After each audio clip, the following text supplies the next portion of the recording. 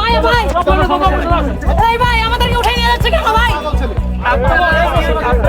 ভাই কেন ভাই এগুলো কি হচ্ছে ভাই? এই ভাই না ভাই কেন যাবো গাড়িতে কেন যাবো? ভাই ধাক্কাচ্ছে কেন ভাই? ভাই ধাক্কাচ্ছে কেন আপনারা কেন ভাই? আপনারা কেন তুলে নিচ্ছে? কেন তুলে নিচ্ছে? জানি না ভাই। কেন তুলে নিচ্ছে আপনি কি জানেন না?